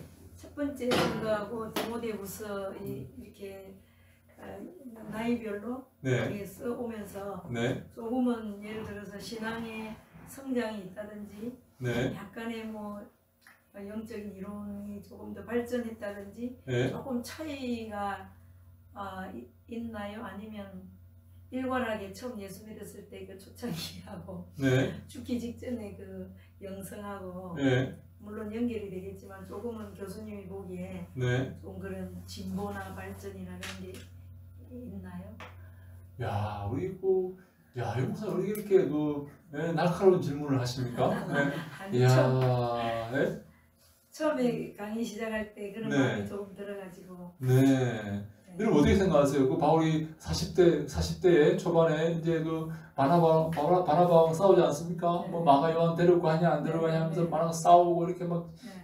이렇게 첨예하게 이렇게 하는데 과연 62세, 5세 돼가지고 네. 로마 감옥에서 이렇게 놓여놔서 네. 그때 디모데전으로 디도스를 쓰는데 네. 그때 영성과 네. 좀 차이가 있을까요? 어떻게 생각하세요? 여러분 같으면? 있을 것 같아요. 있을 것 같습니까? 네. 어떤 차이가 있을 것 같습니까? 많은 경륜을 통해서 우와, 이제 경륜을 통해서 이제 이렇게 젊었을 때는 막 이렇게 조그만 가지고 이렇게 막 예리하게. 조그만 가지고 아등바등 거 싸우고 이렇게 이제 좀 이렇게 했는데 이제 경륜이 쌓여가지고 뭐 어떻게 변했다는 겁니까? 이제 어떻게 변했을까요? 하나님의 그 사랑과 그 실천에 대해서 그 적용점이 좀 풍성하다고 그럴까요? 이야, 근데 여러분 맞아요. 근데 여기 마가 마가에 대한 태도를 보면 알 수 있거든요. 근데 마가 요한 가지고 바나바랑 싸우지 않습니까? 근데 사실 바나바랑 싸우면 안 되거든요. 바나바는 안디옥교회 담임 목사님 이렇게 제일 꼴찌가 바울인데 막 안디옥교회 파송 받았다고 해서 바나바랑 막 싸웁니다. 마가 요한 같이. 근데 여기 나중에 보면 이제 디모데전후서 보면 마가에 대해서 이렇게 품는 그런 모습이 마가를 데려오라. 그가 나에게 큰 이렇게 도움이 된다. 이렇게 그런 이제 뭐랄까 그런 게 있을까요? 이제 말하는 철이라고 표현하면 좀 그렇지만 이렇게 좀 성숙함과 이제 포용함과 그런 이렇게 넓은 마음과 그런 게 좀 있을까요? 있겠죠? 근데 이제 제가 의문을 네, 가지고는 갈라디아스가 예수 믿은 지 얼마 안 돼가지고 쓴 거잖아요. 네. 근데 이제 회심하기 전에 바울은 바리새인 중에 바리새인이었잖아요. 히브리인 중에 히브리, 바리새인 중에 바리새인. 그러니까 어떻게 보면 율법주의자였는데 네. 회심한 지 얼마 안 돼가지고 율법과 복음에 대해서 네. 이렇게 갈라디아스를 초창기에 썼다는 게 네. 과연 누구의 가르침이었나, 어떻게 이런 교리나 이런 걸 쓰게 됐을까? 그게 조금 그게 지금 우리 너무 중요한 질문을 하셨어요. 왜냐하면 네. 이게 지금 그 신학자들 사이에 네. 바울의 이신칭의 복음 네. 이게 어떤 사건을 통해서 발전된 것인가 아니면 하나님께서 주신 것인가 하는 이 논의가 있어요. 이게 바울이 치열한 이 전도 여행과 선교 여행과 다툼과 통해서 이게 이 이신칭의 교리가 점점 이렇게 발전되어 형성된 건가 아니면 다메섹 도상에서 아라비아에서 하나님께서 땅하고 주신 건가 이 논의가 있는 거예요. 근데 많은 사람들은 이게 발전된 거라고 이렇게 보는 사람들이 많아요. 그 경험 통해서 치열하게 이렇게 전도하면서 선도여행하면서 이게 점점 완성되었다 이게 저의 전도여행을 통해서 이거는 하나님의 은혜이고 하나님의 예정론이고 하나님의 이 발전되어 갔다 그래서 완성되어 갔다 이렇게 보는 사람이 있고 다른 한편으로는 하나님이 어느 날 갑자기 주신 거다. 부어주신 거다. 그렇게 보는 견해가 있어요. 저는 부어주셨다고 보는 거예요. 발전된 게 아니라. 그 바울의 초창기에 완전히 갈라디아서가 가장 초창기에 그 논리적 구조가 확정이 되어 있어요. 그냥 완전히 견고한 그런 논리적인 체계를 가지고 있어요. 허점이 있어가지고 나중에 무슨 사건을 통해서 발전되고 덧붙이고 그게 아니라 아예 초창기에 처음부터 가장 먼저 쓰여진 갈라디아서 서신부터 바울의 그 신학이 확정되어 있어요. 확고한 그런 신학적 체계를 가지고 있다는 거죠. 그럼 갈라디아서하고 로마서가 쓴 연대가 얼마나 차이나요? 로마서는 이제 3차 선교 여행 때 이렇게 마치고 선교 여행 중에 혹은 마치고 기록됐다고 보거든요. 그래서 로마서는 54년, 56년 이렇게 보는 거죠. 예, 갈라디아서는 47년, 뭐 제일 빠르니까 46년, 45년 이렇게 보는 사람도 있고, 그렇게 보는 로마서는 고린도전서가 54년이니까 그 어간에 이제 그 어간에 이제 그 로마서를 먼저 쓰고 고린도전서 쓰니까 한 52년, 3년, 4년 그 정도 이렇게 보니까 적어도 한 5, 6년 정도 이렇게 시간적 갭이 있는데 갈라디아서의 그 논지와 그 논리와 로마서의 그 논리는 전혀 차이가 없어요. 차이가 없어요. 그래서 갈라디아서를 작은 로마서라고 불러요. 네. 갈라디아서를 작은 로마서라고 불러 똑같아요. 네. 그 바울의 그 논리가 갈라디아서의 그 생각과 로마서의 생각이 전혀 차이가 없어요. 도리어 갈라디아서가 더 급진적이고 정확한 그런 아주 확고한 그런 논리적 체계를 갈라디아서가 가지고 있어요. 그래서 이게 발전된 게 아니라 하나님께서 온전한 사상을 그 마음속에 이신칭의 그 복음을 그 마음속에 처음부터 주신 것이다. 이렇게 보는 거예요. 발전된 게 아니다. 이것은 치열하게 뭐 전도하다가 이렇게 뭐 부딪히고 이게 아닌가 비요 이러고 다시 생각하고 이게 아니라 처음부터 하나님께서 그 마음속에 바울의 마음속에 갈라디아서의 그 이신칭의 복음, 은혜의 복음의 체계를 처음부터 확고하게 주셨다. 그렇게 보아야 돼요. 그래서 하실 말씀 있습니까? 그래서 우리가 그래서 사실 그러는데 사실 그런데 그 마지막에 바울이 이제 말년에 썼던 디모데 전후서와 디도스를 보면 거기에 이신칭의 복음이 사실 많이 이렇게 안 보여요. 이렇게. 네? 맨 처음 기록했던 그 갈라디아서에 기록된 그런 치열한 그런 논리가 말년에 가면 잘 안 보이는 거예요. 그래서 많은 사람들이 그 디모데 전후서와 디도스가 바울이 쓴 게 아니라 바울의 제자들이 쓴 거다. 그렇게 생각하는 사람들이 많이 있어요. 바울이 쓴 게 아니라는 거예요. 왜? 이신칭의 그 복음이 드러나 있지 않다는 거예요. 근데 제가 볼 때 그렇게 볼 건 아니고 바울이 연륜이 대해지고 이제 목회적 관점에서 교회를 돌아보고 그래서 그런 따뜻한 마음으로 이렇게 쓴 것이다. 그렇게 봐야지 이신칭의 그 메시지가 없다고 해서 바울이 쓴 게 아니라 그렇게 보기는 좀 곤란하다. 그렇게 보는 겁니다. 그래서 제가 볼 때는 그 이신칭의 그 핵심, 그 논리는 바울 서신 전체에 변함이 없습니다. 근데 나이가 들면서 조금씩 이렇게 연륜이 쌓이고 조금씩 바울의 그 인간적인 관점이랄까 그런 것들이 조금씩 개입되어서 나중에 이렇게 조금씩 이렇게 치열한 그런 것보다는 이렇게 권면하고 돌보고 받아주고 하는 그런 내용들이 뒤로 가면 갈수록 그런 것들이 더 풍성해졌다. 그렇게 볼 수가 있는 것입니다. 네, 아니 우리 네, 우리 너무 이렇게 좋은 질문을 이렇게 했습니다. 이렇게 너무 이렇게 바울의 서신을 보면 어떻게 발전해 가는지 갈라디아서와 디모데 전후서 사이에서 어떻게 바울의 논지가 이렇게 전개되는지 한번 생각해 보는 것도 우리 바울의 생각을 이렇게 읽는데 도움이 된다 이렇게 생각을 하는 것이죠. 근데 사도 바울은 스승이 없잖아요. 네, 사도 바울이 물론 가말리엘 그게 있지만 예수 믿고 성령님이 스승 되셔서 그러신가? 그렇죠. 와. 그렇죠. 근데 베드로나 이런 사람들은 예수님이 3년 반 동안 따라다니면서 스승이 계셨는데. 그렇죠. 사도 바울 너무 대단하네요. 네, 그럼요. 근데 성경이 보면 이제 다메섹 도상에서 예수님 부활하신 예수님 만나고 난 뒤에 아라비아에 가서 3년 동안 있었다는 말씀이 있잖아요. 네.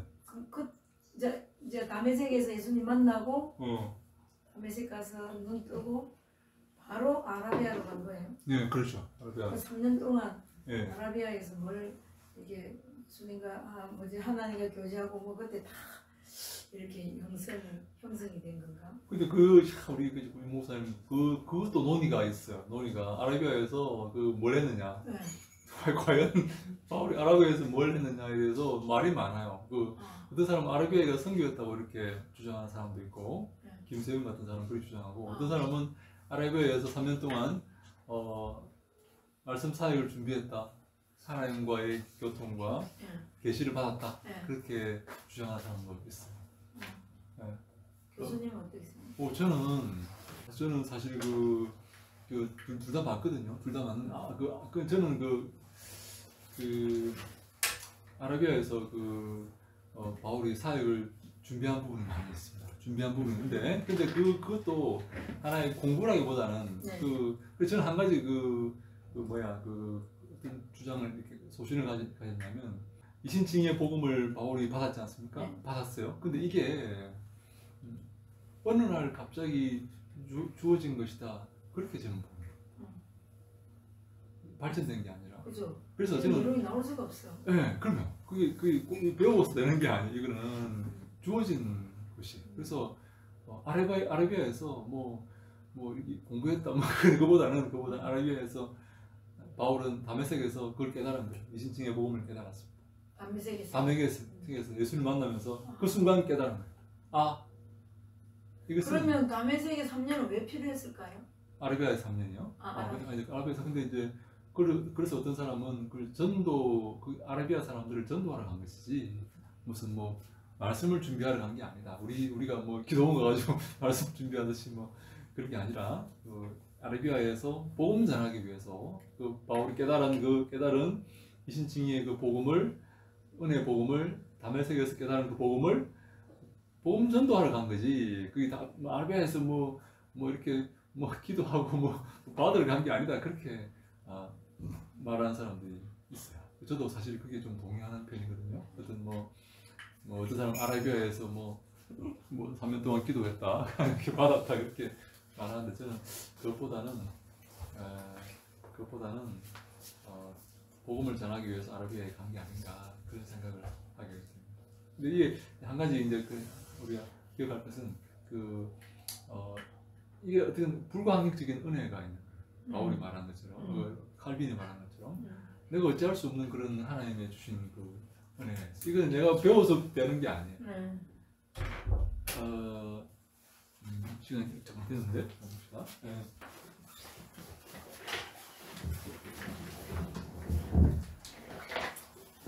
우리 구약에 보면 선지 학교가 있습니다. 선지 학교. 네. 엘리사가 이렇게 주도하고 엘리야가 주도하는 선지 학교가 있죠. 근데 선지 학교가 있는데 구약의 예언은 크게 두 가지 종류가 이렇게 있는 것 같아요. 하나는 예언자들을 훈련시키는 겁니다. 훈련시켜서 이렇게 예언 활동을 하게 만드는 거죠. 오늘날의 신학교죠. 네. 신학교 같은 게 있어요. 또 한 가지 전통은 뭔가 하면 이 두 가지 전통이 또 한 가지 전통은 신학교의 전통, 선지학교의 전통이 있어요. 네. 그러니까 선지자가 학교를 세워가지고 제자들을 길러내는 거죠. 선지자로서의 훈련을 시키는 거죠. 마치 우리 신학교처럼. 또 한 가지 전통은 뭔가 하면 호련히 하나님의 계시를 받고 농사 짓다가 밤매다가 이렇게 호련히 계시를 받고 등장하는 사람. 이런 말 하면 될지 모르겠지만 강신무, 세습무 그런 것들을 보였습니다. 무당이 이렇게 세습을 하는 게 엄마한테 배다가 이렇게 하는 거 있고 학습 그런 거죠. 네, 그런 거. 또 어떤 무당은 신이 임해가지고 무당이 된. 여러분 이렇게 배워서 하는 게 용할까요? 갑자기 어느 날 이렇게 신이 내려가지고 이렇게 용할까요? 두 번째가 용하겠죠. 네, 저도 그렇게 생각해요. 우리 예언자들도 마찬가지예요. 신학교에서 열심히 배워서 예언을 활동한다. 이게 더 역할을 많이 할까? 아니면 갑자기 어느 날 밥 먹고 있는데 하나님께서 이렇게 아모스처럼 이렇게 호시아처럼 이렇게 오셔서 이렇게 하나님께 영이 임하셔서 이렇게 선포를 하는 이런 그런 전통이 있는 거죠. 전통이 있는 거예요. 그래서 이제 제가 볼 때는 물론 신학교가 필요해요. 공부를 시켜야 되고 헬라어도 해야 되고 히브리어도 해야 되고 교리도 배워야 되고 교회사도 배워야 되고 해야 됩니다. 근데 제가 볼 때 더 중요한 것은 뭔가 하면 성령께서 임하셔야 돼요.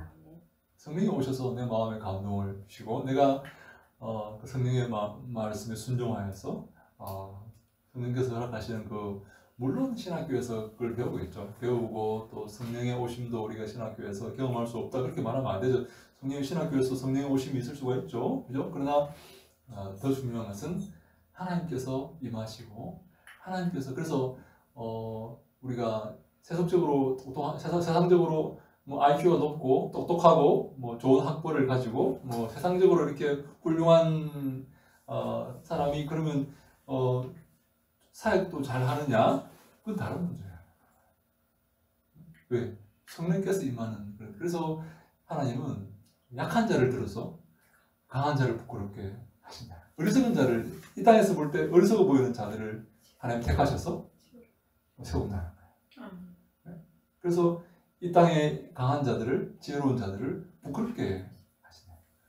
만약에 이 땅에 지혜로운 자, 강한 자를 들어 세웠다면 그것 때문에 사역하는 건지 하나님이 여기를 위해서 사역하는지 잘 모르겠죠, 그죠? 근데 이 땅에서 약하고 이 땅에 어리석은 자들을 이렇게 세우시면 하나님의 영광과 하나님의 역사와 하나님의 능력이 드러나겠죠? 그걸 그런 식으로 하나님께서 역사하신다 하는 것입니다. 그래서 바울에게 임한 이신칭의 그 복음도 바울이 배워서 연구해서 혹은 아르비아에서 이렇게 뭐 고민하고 묵상해서 깨우친 게 아니라는 거예요. 하나님께서 주권적으로 바울에게 주셨다. 그렇게 봐야 되고, 저는 우리 모두의 어떤 이 사역의 하나의 원칙도 하나님께서 임하시고, 하나님께서, 물론 그래서 공부하지 말라는 게 아니라 열심히 공부해야 되겠지만, 하나님께서 오시고, 하나님께서 우리에게 말씀해 주시고, 우리와 함께하는 하나님 역사가 더 중요하다. 저는 그렇게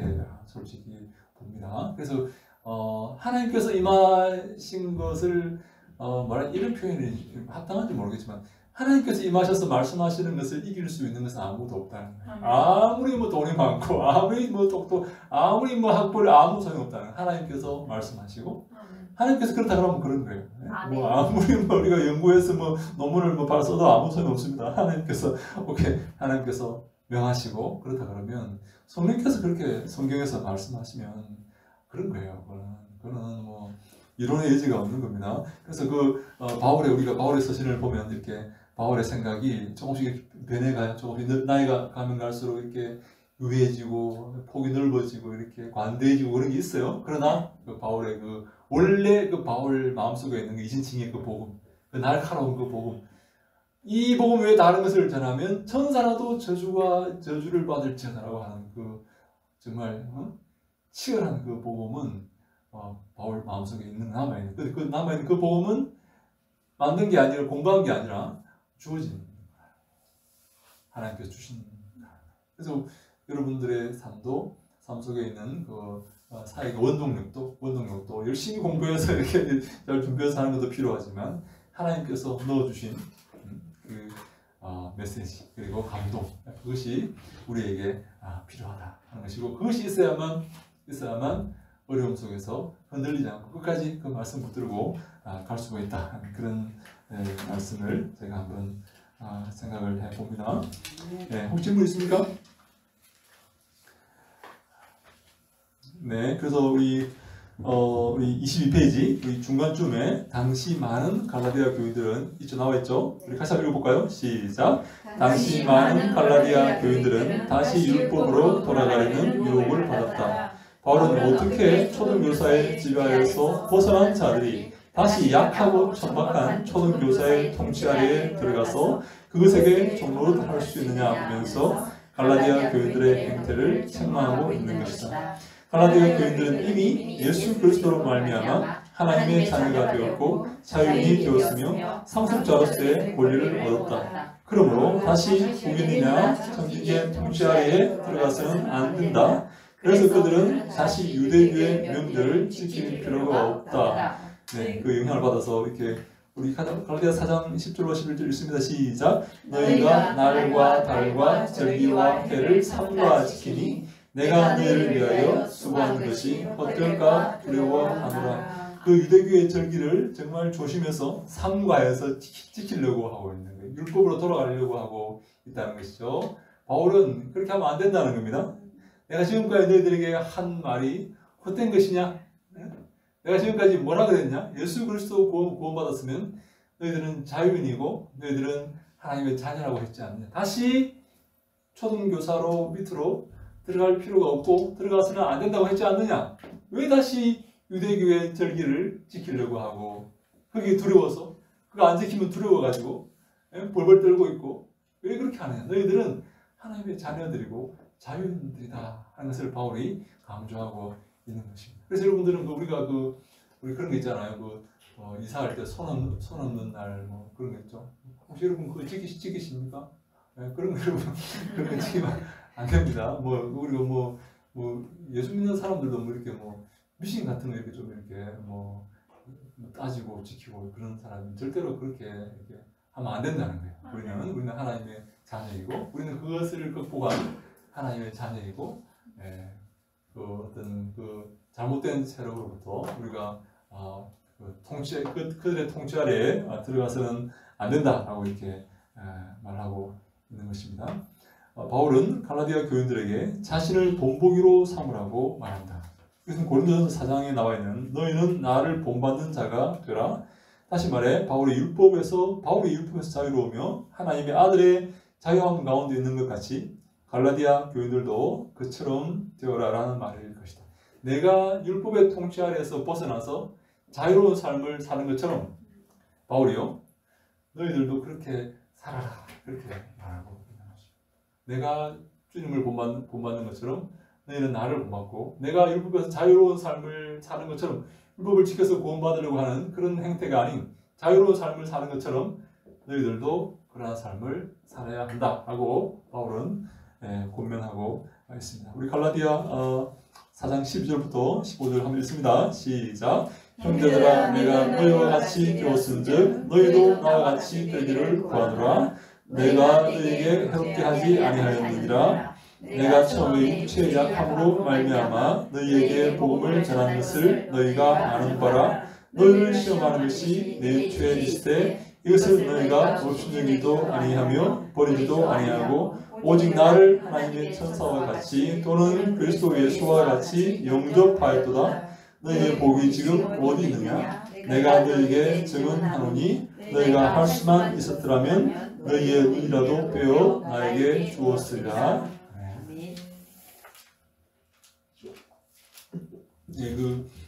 바울이 이제 육체의 약함이 있었죠. 육체의 약함이 뭐냐 이렇게 볼 때 여러 가지 논의가 있는데 그 중에 하나의 가능성이 바울에게 안질이 있었다 그렇게 주장합니다. 눈이 이제 안 좋았. 바울이 공부를 너무 열심히 했는지 눈이 이렇게 좀 안 좋았던 것 같아요. 그래서 이제 근데 바울이 눈이 안 좋은 상태에서 갈라디아 교회를 세우고 갈라디아 교회에서 이렇게 목회를 할 때 갈라디아 교회 교인들이 이렇게 생각을 했을까요? 당신 눈이나 고치고 이렇게 사역하시오. 당신 하나님의 능력을 전하면서 눈이 이렇게 안 좋아가지고 이렇게 육신의 약함을 가지고 있으면서 하나님의 능력을 전하고 하나님의 그렇게 사역을 하나님의 나라를 선포하고 그 사역을 합니까? 당신 눈이나 먼저 고치세요. 갈라디아 교인들이 그렇게 말했을까요? 그렇게 하지 않았다는 거예요. 왜냐하면 갈라디아 교인들은 하나님의 능력이 완벽한 어떤 조건에서 나오는 게 아니라 약함 속에서 나온다는 사실을 갈라디아 교인들은 알았다는 것입니다. 그래서 갈라디아 교인들은 바울의 안질, 그것을 문제 삼지 않았다는 거예요. 왜? 하나님의 능력은 그런 육체의 약함에서 이렇게 비롯되는 게 아니기 때문에 육체의 강건함에 비롯되는 게 아니기 때문에 육체의 약함을 갈라디아 교인들은 용납하고 갈라디아 교인들은 바울을 품을 줄 알았다. 품었다는 거예요. 그 이야기를 지금 하고 있습니다. 이것을 우리가 너희를 시험하는 것이 내 육체에 있을 때 갈라디아 교인들을 시험하는 것이 바울의 육체에 있었다는 거예요. 안질 이것을 너희가 업신여기지도 않고 버리지도 않고 오직 나를 하나님의 천사와 같이 또는 그리스도 예수와 같이 영접하였도다. 갈라디아 교인들은 바울을 하나님의 천사처럼 예수 그리스도처럼 영접하였다. 그렇게 표현하고 있습니다. 눈이 약함에도 육체의 약함이 있음에도 불구하고 하나님의 역사는 육신의 강함으로 통해서 이루어진 게 아니기 때문에 갈라디아 교인들은 바울을 영접했다는 거예요. 그렇게 여러분 그게 얼마나 복음의 정신에 부합합니까? 그죠? 육신의 건강, 육신의 부유함 그걸 통해서 복음은 역사하는 게 아니에요. 그죠? 그래서 갈라디아 교인들은 바울을 영접했다는 거예요. 얼마나 이게 훌륭한데요. 그런데 그래서 그래서 너희의 복, 근데 너희의 복이 지금 어디 있느냐? 그때 그렇게 하나님의 아름다운 그 복음으로 그 영접한 그 복이 지금 어디 있느냐? 지금은 가나다의 교인들이 어떻게 삽니까? 육신의 조건, 율법을 지키고 이 땅에서 윤리를 지키고 이 땅에서 어떤 그 평가를 내리는 그런 삶을 살고 있다는 거예요. 옛날에는요, 바울이 갈라디아 교회를 세울 때는요, 어떻게 했다고요? 육신의 그 어떤 육신의 자랑과 육신의 강건함과 외형적인 모습을 바라보지 않고 하나님의 사랑으로, 하나님의 은혜로 바울을 영접하고 바울을 천사처럼 예수 그리스도처럼 영접했는데 지금 그 복이 어디 있냐는 거예요. 지금 왜 율법을 따지고 왜 조건을 따지고 율법을 잘 지키느니 못 지키느니 등급을 매기고 왜 육신대로 살아가느냐. 그때는 나를 처음 영접했을 때는, 나를 처음 보았을 때는 내 안전에도 불구하고 나를 품고 영접하고 나를 마치 천사처럼 예수 그리스도처럼 나를 영접하더니 지금 그 복이, 이거 그 복인데, 그게 가장 큰 복이었는데 지금 그 복이 어디 갔냐. 왜 지금 율법을 지키려고 하고 있냐. 왜 육신의 모습을 바라보고 있고 왜 그대로 사람을 평가하려고 하고 있냐. 그럼 율법주의가 이 교회에 틈이 탄 상황. 그렇죠. 율법주의 교사들이 들어와서 율법을 지켜야 된다. 절기를 지켜야 된다. 유대교를 지켜야 된다. 왜 유대교를 버렸느냐. 유대교로 돌아와야 된다라고 지금 잘못된 가르침을 갈라디아 교회에 지금 전하고 있는 것이죠. 그래서 바울은 1차 선교여행을 마치고 예루살렘에 들어가서 그 소식을 듣고 편지를 이렇게 보내는 겁니다. 잘못되는 것이다. 은혜 아래에 살아가야 하는 것이다. 그렇게 이제 표현합니다. 22장 22페이지 맨 마지막에 우리 같이 읽습니다. 시작. 바울은 자신이 첫 선교여행 때 갈라디아 교인들을 만난 것을 상기시키고 있다. 그때 바울은 육체의 약함을 통하여서 그들에게 복음을 전했다. 아마도 당시 안지를 알고 있었던 바울은 그들에게 육체를 의지하지 말고 그리스도의 복음을 의지해야 함을 강조했을 것이다. 복음은 육체의 조건이나 노력이 아닌 하나님의 은혜로 주어지는 것임을 전하는 것이다. 그리고 갈라디아 교인들도 그 육체의 약함, 육신을 의지하지 못하는 상태에 있었던 바울을 기꺼이 영접했다. 그것이 그들의 복이었다. 하나님은 약함과 어리석음 속에서 은혜를 베푸시기 때문이다. 그런데 지금 그 복이 어디 있는가? 갈라디아 교회는 무엇에 주목하고 있는가? 갈라디아 교회들은 다시 율법으로 돌아가려고 하고 있다. 그래서 은혜의 복음과 대치하고 있는 것이다. 은혜의 복음에서 벗어나서 그것을 선포한 바울과 원수가 되려고 하고 있다. 갈라디아 4장 16절 시작. 그런즉 내가 너에게 참된 말을 함으로 원수가 되었느냐. 은혜의 복음을 전하고 하나님의 놀라운 그 믿음으로서의 구원을 전함으로써 내가 너희들과 지금 원수가 되려고 하느냐? 왜 율법을 지키려고 하고 참된 말을 하고 있는 나와 원수가 되려고 하느냐? 갈라디아 교회 교인들아 라고 바울이 지금 그들을 책망하고 있는 것입니다. 다시 공지 읽을까요? 시작. 당시 갈라디아 교회는 은혜의 복음을 떠나서 율법으로 돌아가는 자들을 충동질하는 자들이 있었다. 그들은 소위 거짓 교사들이었다. 그들은 갈라디아 성도들로 하여금 바울이 전한 은혜의 복음에서 돌이켜 그들 거짓 교사의 잘못된 율법의 가르침에 열심을 내도록 했다. 네, 바울이 떠났을 때, 교회를 세우고 떠났을 때 그 교회에 거짓 교사들이 들어와서 율법으로 돌아가도록 그렇게 했다는 거죠. 우리 17절 같이 읽습니다. 시작. 그들이 너에게 대하여 열심 내는 것은 좋은 뜻이 아니요 오직 너희를 이간시켜 너희로 그들에게 대하여 열심을 내게 하려 함이라. 복음에 열심을 내고 바울에게 열심을 내고 은혜의 진리의 말씀에 열심을 내고 믿음에 열심을 내야 되는데 누구에게 열심을 내게 하려고 한다고요? 그들에게, 율법 교사들에게, 잘못된 가르침에 교사들에게 열심을 내게 하기 위해서 그들이 들어와서 이간질을 지키고 있다는 것입니다. 바울은 거짓 교사들이 주장하는 율법에 열심을 내지 말고 좋은 일, 은혜에 대해서 열심을 내라고 한다. 18절 말씀 시작. 좋은 일에 대하여 열심으로 사모함을 받으면 내가 너희를 대하였을 때뿐 아니라 언제든지 좋은 일. 좋은 일에 대해서 열심으로 사모함을 받는 것은 바울이 사모함을 받는 거예요. 좋은 일에 대해서 열심을 내라는 거죠. 그것은 언제든지 그렇게 해야 된다라고 이렇게 바울은 갈라디아 교인들을 12절에서 형제들아라고 부르는 것과는 다르게 19절에서는 자녀들아 그렇게 부릅니다. 형제들아라고 불렀다가 또 자녀들아라고 이렇게 바울은 부릅니다. 여러분 자 보세요. 형제들아라고 부르는 것은 이해되죠, 그죠? 바울이 갈라디아 교회 교인들에게 형제들아라고 부르는 것은 이해되는데 자녀들아라고 이렇게 갈라디아 교인들에게 부릅니다. 이것은 바울이 무슨 말을 하고 싶은 것일까요? 형제들아, 오케이, 형제죠. 근데 자녀들아 이렇게 불러요. 바울이 지금 무슨 말을 갈라디아 교회 교인들에게 하고 싶어서 그렇게 자녀들아라는 그런 표현을 썼을까요? 바울이 내가 너희를 낳았다라는 가르치기 위해서 내가 너희에게 복음을 전해서 너희가 거듭났지 않느냐. 아멘. 너희는 나의 자녀와 영적인 자녀와 같다는 거예요. 내가 복음을 전해서 영적으로 너희들이 구원받고 하나님 알게 되어서 하나님 자녀가 되었지 않냐. 새로 태어났지 않느냐. 그런데 내 가르침에서 벗어나면 되겠느냐. 내 가르침에서 떠나면 왜 잘못된 가르침을 받아들이려고 하느냐. 그 말을 지금 하려고 바울은 자녀들아라고 이렇게 말합니다. 우리 19절, 20절 같이 읽습니다. 시작. 나의 자녀들아 너희 속에 그리스도의 형상을 이루기까지 다시 너희를 위하여 해산하는 수고를 하노니 내가 이제라도 너희와 함께 있어 내 언성을 높이려 하면 너희에 대하여 의복이 있습니다.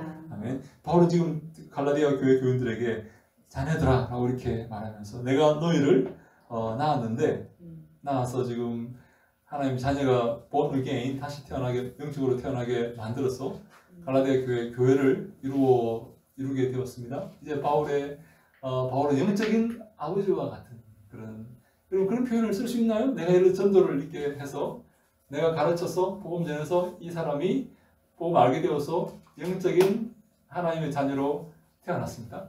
그죠? 거듭났죠? 그죠? 그럼 내가 영적인 이렇게 아버지다 그렇게 말할 수 있나요? 그렇게 말할 수 있는 부분이 있죠, 그죠? 내가 이렇게 태어나게 만들었으니까, 내가 복음 전에서 태어나게 만들었으니까 그렇게 말할 수 있는 거예요. 그래서 바울은 내 어깨로 간다든지. 그렇죠. 그럼 마음이 아프겠죠. 얼마나 아플까요? 내가 예를 들어서 내가 복음을 전했는데, 그래서 성도가 되었는데 하나님 알게 되었고, 이단에 빠지려고 해. 내가 지금 우리 목사 내가 지금 그만을 하려고 지금 그만하려고 했는데 이렇게 이단에 빠져버렸어요.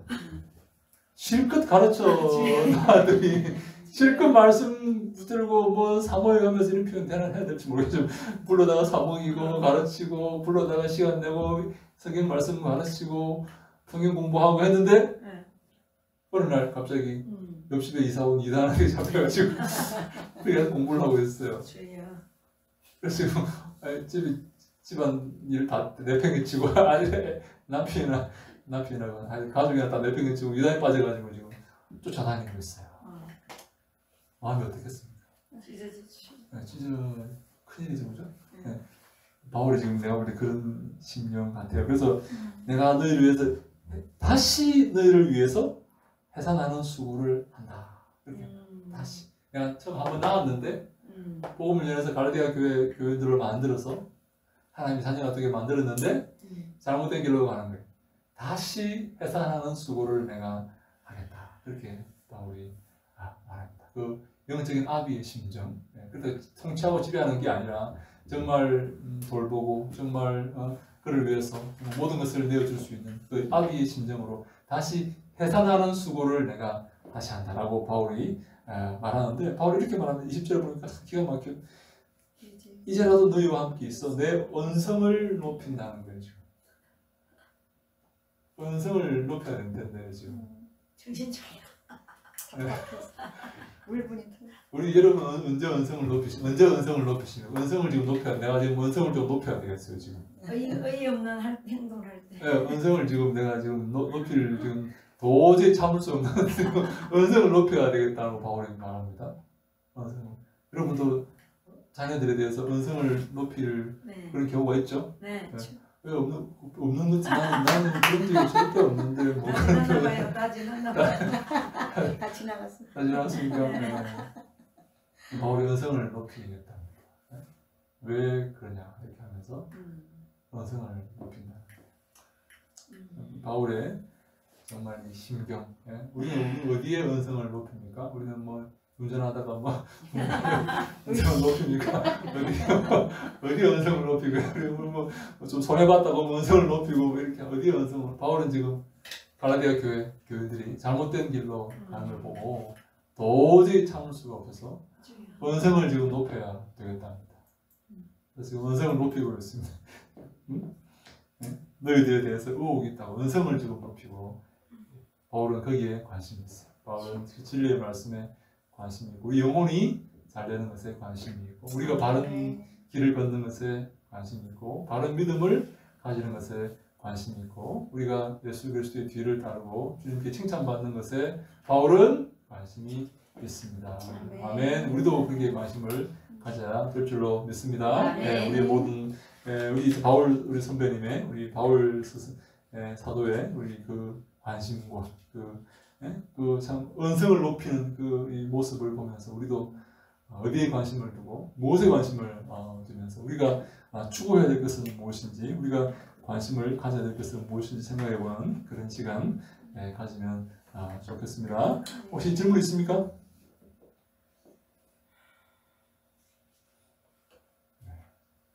그럼 한번 기도할까요? 한번 하나님, 우리가 바울의 이 관심을 기억하면서, 바울은 우리 성도들이 자기가 해산하는 수고를 통해서 낳은 그 성도들이 바른 믿음을 가지고 바른 길을 걷는데 가장 큰 관심을 가지고 있습니다. 바른 신앙을 가지고 바른 믿음으로 말씀에 선 올바른 신앙을 가지는데 바울은 가장 큰 관심을 가지고 있는데, 우리도 그러한 관심을 가져야 되겠습니다. 이 땅의 어떤 재물이나 이 땅의 명예, 거기에 관심을 가지는 게 아니라, 이 땅의 것에 관심을 가지는 게 아니라 믿음에 관심을 가지고 바른 신앙에 관심을 가지고 주 앞에 바로 서게 되는 그런 삶에 관심을 가지는 우리가 다 되게 해 주시옵소서. 우리 모든 사랑하는 종들이 바울의 그 말씀을 기억하면서 바울의 그 뜻을 따라서 받들어서 이 땅에서 귀한 사명과 사역을 감당할 수 있도록 주여 축복하여 주시옵소서. 우리 함께하여 주시옵소서. 1분간 우리 같이 함께 기도하고 난 다음에 우리 목사님 기도함으로 마칩니다. 기도합시다. 아버지 하나님 감사합니다. 바울은 지금 언성을 높이고 있습니다. 갈라디아 교회 교인들이 잘못된 길을 걷는 것을 보고 참을 수가 없어서 거기 언성을 높이고 있습니다. 하나님 아버지, 우리도 아버지 바울의 그 심정을 기억하고 바울의 그 심정을 본받아서 잘못된 가르침에 언성을 높이고, 잘못된 것에 우리가 문제를 제기하고, 잘못된 것에 우리가 그것을 말씀을 높여서 지적하고, 그들의 잘못을 교정하여서 그들로 바른 믿음을 갖게 하는데 최선을 다하는 믿음의 종들이 아버지여 다 되게 하여 주시옵소서. 이 땅의 것에 관심을 갖는 것이 아니라, 이 땅의 것에 마음을 두는 것이 아니라, 주의 말씀에 마음을 두고 주의 말씀의 가르침을 기억하고 그들의 믿음이 바로 성장하는 데 관심을 가지고 그게 언성을 높이고 아버지 그것에 문제를 제기하는 믿음의 사람들이 다 되게 하여 주시옵소서. 바울처럼 믿음의 선배들처럼 그런 믿음의 길을 걸으시는 저희들 아버지여 다 되게 하여 주시옵소서. 사랑하는 분들이 이 시간 모여서 공부하였습니다. 지혜를 다하시고 은혜를 다하시고 힘을 다해서 말씀의 붙들고 말씀을 붙들고 생명의 말씀을 선포해서 바울의 마음을 본받아서 아버지여 생명의 그 말씀을 잘 전가하는 주님이 기뻐하시는 사명을 감당하는 우리 모두가 다 되게 하여 주시옵소서. 축복하여 주시옵소서. 인도하여 주시옵소서. 저희들과 함께하여 주시옵소서. 저희들 붙잡아 주시옵소서. 인도하여 주시옵소서. 할렐루야. 사랑의 하나님 아버지 감사합니다.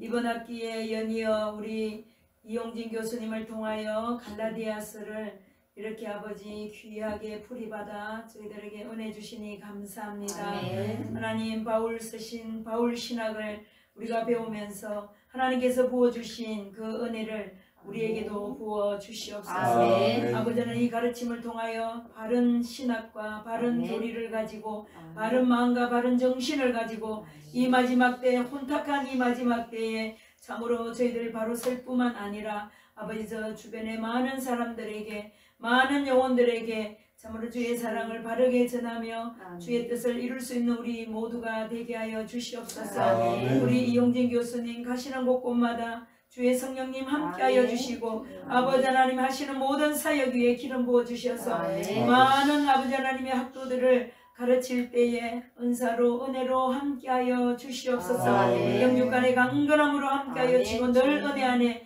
아버지 하나님 함께하여 주옵소서. 우리 아멘. 경리 정신을 축복하여 주시고 아멘. 참으로 우리 시간 교수님들 강의를 통하여 교육을 통하여 바르게 설 수 있는 우리 모두가 되게 하여 주셔서 아멘. 주님 오실 때가 가까운 이 마지막 때에 참으로 우리 한 사람 한 사람을 통하여 또한 우리의 사역을 통하여 우리 학교를 통하여 하나님 크게 영광 받아 주시옵소서. 아멘. 감사합니다. 멀리 아버지 선교 나가 있는 우리 학우들 하나님 함께하여 주시고 아멘. 돌아오는 그 시간까지 아멘. 주의 성령님께서 뜨겁게 역사하셔서 아멘. 수많은 영혼들을 살리며 아멘. 구원으로 이르게 할 수 있는 복된 도구로 삼아주시고 아버지 돌아올 수 있도록 축복하여 주시옵소서. 아멘. 감사합니다. 오늘도 함께한 우리 아버지 수원신학교 우리 학우님도 우리 하나님 축복하여 주시고 아멘. 아버지 하나님 늘 동행하여 주시옵소서. 아멘. 또한 아버지 밴드로 우리 아버지 수업한 우리 모든 학우님들도 하나님 같은 은혜로 함께 주셨을 줄 아멘. 믿습니다. 아멘. 감사합니다.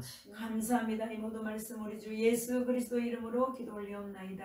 아멘. 아멘.